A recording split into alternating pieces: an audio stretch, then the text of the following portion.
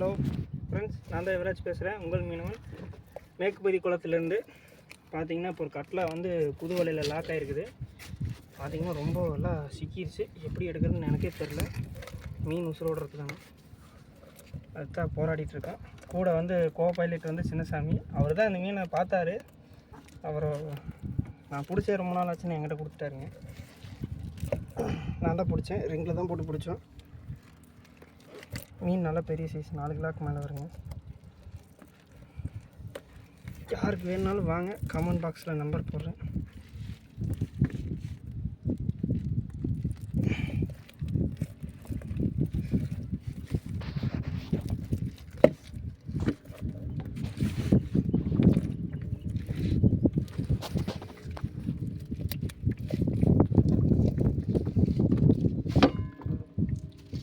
பெரிய வாய்.